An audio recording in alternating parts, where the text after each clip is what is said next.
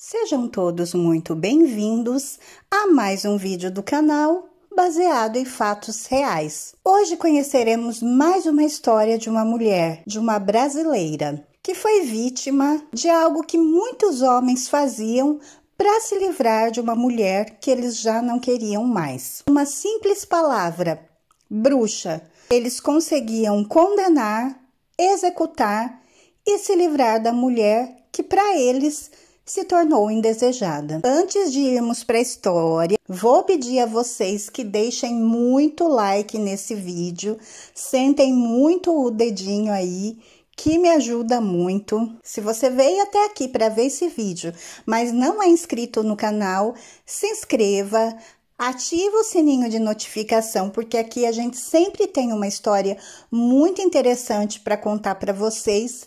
E se vocês são inscritos, por favor, confirmem aí se a sua inscrição tá ativa, se o seu sininho tá ativado, porque o YouTube está fazendo verificação e está desinscrevendo algumas pessoas. Então, por favor, façam isso por mim e para mim, que eu ficarei muito agradecida. Sem mais demoras, vamos todos entrar na nossa máquina do tempo e viajar para o ano de 1754.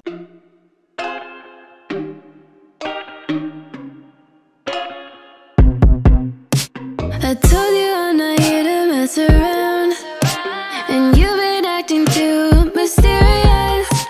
A história de hoje, ela é de Ursulina de Jesus. A Ursulina, ela era uma suposta bruxa brasileira. Ela era casada com Sebastiano de Jesus, em São Paulo. Seu marido teve uma posição de alguma importância na cidade.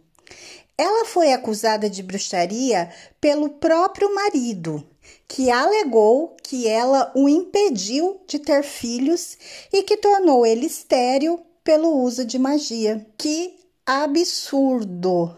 Olha o que esses homens tinham a capacidade de falar. Em meados de 1754, Ursulina de Jesus foi considerada uma feiticeira, logo depois que seu marido a entregou ao júri inquisidor. Ela foi morta na fogueira. No Brasil, vocês achavam que no Brasil não acontecia isso? Acontecia sim.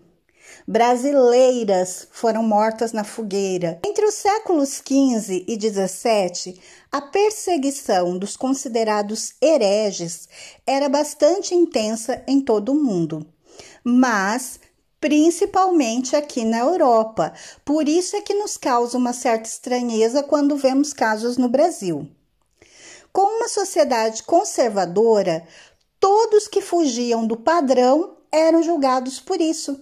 Então, qualquer coisa que uma mulher fazia diferente, como eu já trouxe aqui em outras histórias, às vezes um banho de ervas, um chá, às vezes um parto, até mesmo as parteiras, aquelas que conheciam plantas medicinais, tudo isso era motivo para se acusar uma mulher de bruxaria. Não foi surpresa quando a caça às bruxas começou, classificando as supostas feiticeiras como inimigas da comunidade e do próprio Estado.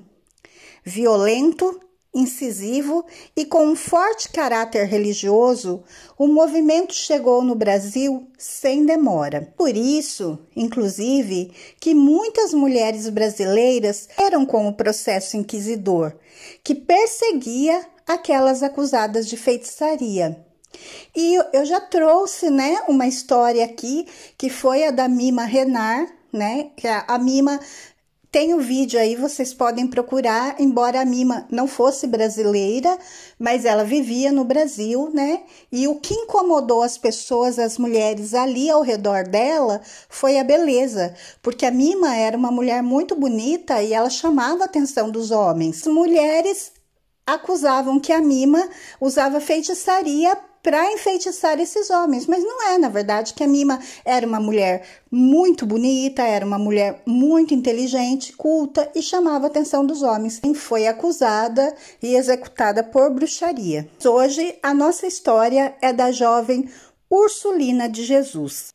Era tão grande a fixação da elite europeia pela caça às bruxas que um manual para a prática foi criado em algum momento do final do século XV.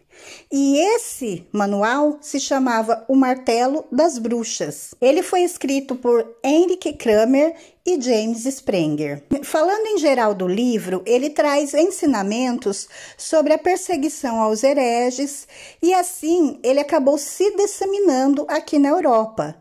Esse manual ele era usado pelos tribunais e acredita-se que ele tenha sido responsável pela morte de mais de 100 mil pessoas. Ainda que a Ursulina de Jesus não tenha sido vítima direta do livro, ela logo se tornou uma das supostas bruxas criminalizadas pelo movimento impiedoso da época.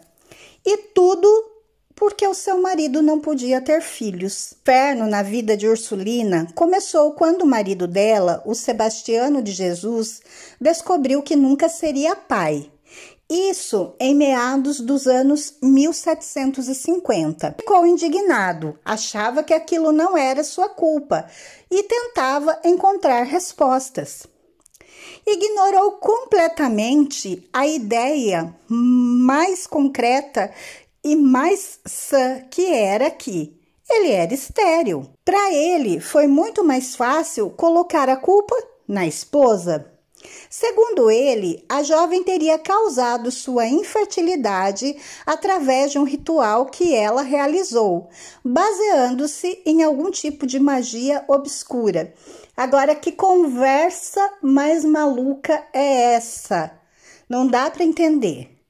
A moça era casada com ele, amava ele, numa época em que ter filhos era uma questão de honra, tanto para o homem, mas também para a mulher. Por que essa moça iria fazer um ritual para não ter filhos, sendo que ela também não teria?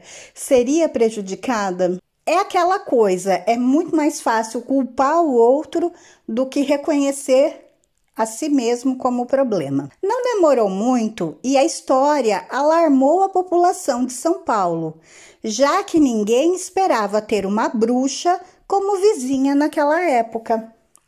Acusada de feitiçaria pelo próprio esposo, Ursulina foi para o tribunal inquisidor. Além da acusação, no entanto, o fator que realmente agravou a situação da jovem era a influência do Sebastiano. Pertencente aos grupos seletos da sociedade paulista na época, ele poderia fazer tudo aquilo que desejasse usando o próprio nome. Como se a posição do homem na comunidade já não fosse o suficiente, ele ainda trazia uma carta secreta na manga. No dia do julgamento de Ursulina, Sebastiano surpreendeu a todos ao levar sua amante, Cesária, para depor contra sua esposa. Entenderam aí o porquê da acusação? Ele já tinha outra mulher, uma amante. Ele queria se livrar da Ursulina porque queria ficar com a amante, pelo fato dele não ter filhos, colocando a culpa nela, sabendo que com isso, provavelmente, ela seria condenada e o caminho ficaria livre para ele ficar com a sua bela amante. Propício, não é mesmo? E é isso que é o problema dessa época, é que os homens usavam disso para se livrar da mulher. Nós temos aqui a história da Mima Renard, nós temos a história na Inglaterra da Agnes Bernauer, porque ela não era aceita pelo sogro, porque ela era de uma família humilde. E quando o filho foi viajar, o sogro pega e acusa ela de bruxaria e afoga, sem a moça ter culpa nenhuma. Então, esse era o problema da Inquisição, da caça às bruxas. É que, por qualquer motivo que para eles fossem válidos, acusava a mulher de bruxaria, executava e pronto. Resolveu o problema. Tendo agora a falar da Ursulina. Então, o Sebastiano chega lá com a amante, com a Cesária, que vai depor contra a Ursulina. Em frente ao júri, que já não precisava de muitas provas para condenar uma mulher por bruxaria, a amante de Sebastiano confirmou a versão que o homem contava. Assim, Ursulina foi condenada por um crime que nunca cometeu, que nunca aconteceu, como todas elas, né? A condenação da suposta bruxa foi divulgada em meados de 1754, pelos crimes de heresia e bruxaria. A mulher foi condenada à morte em praça pública, uma sentença bastante comum naquela época, principalmente nos casos dos considerados hereges. Ursulina guardou o dia de sua execução com paciência, já que ela não tinha mais nenhuma saída. Ela estava no corredor da morte, ela não tinha como escapar, mas com uma diferença: ela estava no corredor da morte sem ter cometido crime nenhum. Ela não tinha feito nada de errado. Eu fico tentando me colocar no lugar dessas mulheres e pensar a dor no coração que ela devia estar sentindo, a tristeza, o homem que ela amava, que ela dividia a vida, mandar ela para a morte e fazer isso junto com a amante. Muito difícil, né? Sem esperanças e apunhalada pelas costas, a mulher foi queimada viva na frente de uma plateia que clamava por justiça, em São Paulo, ainda em 1754. Assim, Ursulina ficou marcada na história do país como uma das brasileiras mortas durante a caça às bruxas. Assim como ela, outras jovens também foram vítimas, como eu já citei aqui, a Mima Renard, que foi no Brasil, porém no Brasil tem outras, que eu não vou citar o nome já, porque vou trazer história delas futuramente, mas a que eu já trouxe, né, a Mima Renard, que também foi morta no Brasil, e citei Agnes Bernauer também, e tem muitas outras, né. A própria Hipátia foi condenada por bruxaria. Esse é um capítulo muito triste da história, que mostra o quanto sempre as mulheres foram valorizadas. Milhares e milhares de mulheres morreram dessa forma tão cruel, muitas vezes sem ter feito nada de errado. E mesmo aquelas que professavam uma crença diferente, ou que, banho de ervas, sabiam fazer uma infusão, faziam um parto, o que essas mulheres fizeram de errado? Nada. Então, a gente espera que isso nunca mais se repita.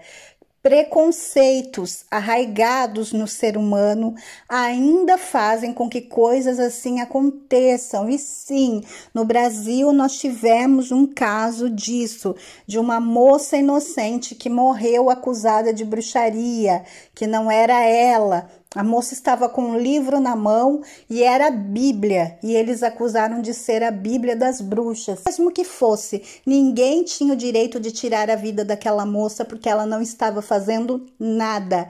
Ela estava simplesmente indo para o trabalho. E essa é uma história que também é recente, que aconteceu há pouco tempo, 5 anos mais ou menos atrás, e eu vou trazer aqui para vocês. Então, a gente conta as histórias, mas também faz um apelo para que isso nunca mais se repita. E só pedimos em memória a essas mulheres que elas possam realmente descansar em paz, ter o descanso merecido, que a gente está aqui para limpar a história e a memória delas. Eu espero que vocês tenham gostado dessa história. Foi curtinha, mas é interessante. Se vocês gostaram, por favor, deixem o like, comentem aí se vocês já conheciam a história da Ursulina, da Mima e das outras que eu citei. Se vocês não forem inscritos, se inscrevam no canal e voltem aqui para os próximos vídeos. Fiquem todos na paz, um super beijo, até a próxima e gratidão!